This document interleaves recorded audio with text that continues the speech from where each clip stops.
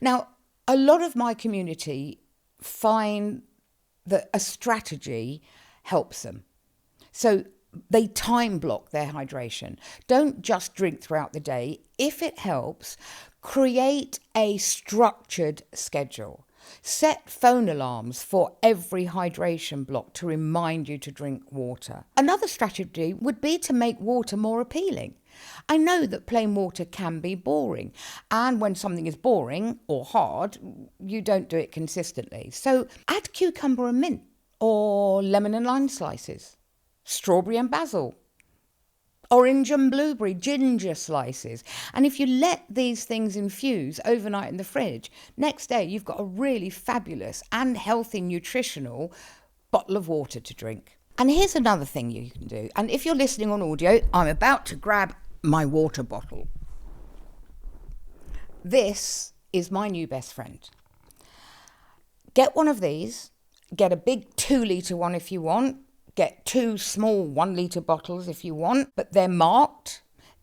My one says, when it's there at the top, it says drink up, and it goes down to halfway there, and then it goes keep going, and then it tells me I'm nearly there, and then at the bottom it finally tells me I've made it. It's great, okay? This goes everywhere with me. And honestly, investing in one of these or 2 of these, which would even be better, it's worth every penny. You fill them up every morning and you know that you have to finish them before you go to bed.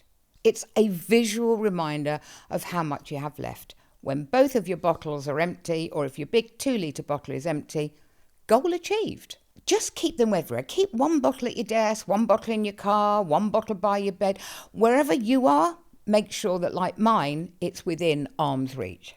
Yes, I just had a sip. Now, plain water is good, but sometimes we need electrolytes, especially if we're exercising or if it's very hot outside, if we're experiencing dizziness or fatigue. And often when we do drink this much water, especially if we drink more than 2.5 litres, we can actually dilute our electrolytes. Now, electrolytes are available at pretty much every pharmacy or health shop you go into. Remember to use them when you're exercising. Use them during illness, diarrhea and vomiting. Use them during hot weather, if you've had bad dumping syndrome, if you're experiencing muscle cramps or dizziness or fatigue. If you're experiencing muscle cramps or dizziness or fatigue, even though you've been drinking adequate water.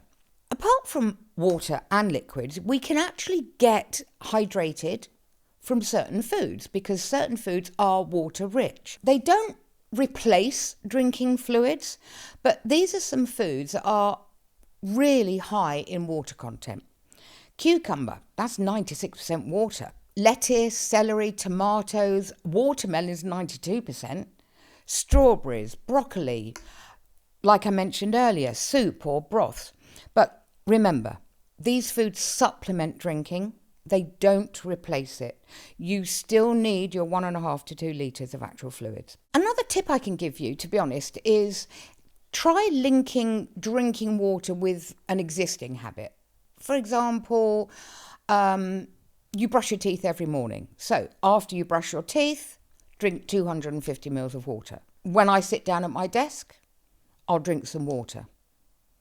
After I take my vitamins, I'll drink some water, because these are things that you do without even thinking about it. Yeah, so when we do things that we don't necessarily think about, all the habits that we develop during the day, and you've probably got all of your own habits. I certainly have a morning routine, and I know that I will do certain things at certain times, and I use those. And in fact, if I think about it, I believe that by linking my water to my own habits has got me to a point now where I actually don't even think about drinking water. It just happens. Somehow I get to the end of every day and I have drunk all my water. I think that's a really valuable tip for you. But what if water makes you nauseous? Because a lot of people will say that to me. Try drinking your water at different temperatures. Warm water might be easier for you than cold water. For me, it's the other way around. I prefer cold water to warm water. But also sip it slowly. My wonderful water bottle has got a little, almost like it's like a baby's cup where it's got a teat I can drink from. Sip slowly, regularly. every 5 to 10 minutes rather than sipping or drinking 150 mils at once. And also, if you add ginger, ginger is a natural anti-nausea thing, so it might be worth adding ginger. If it's really severe, if you can't find a way around it, please speak to your medical team, because it might indicate a stricture or some other issue.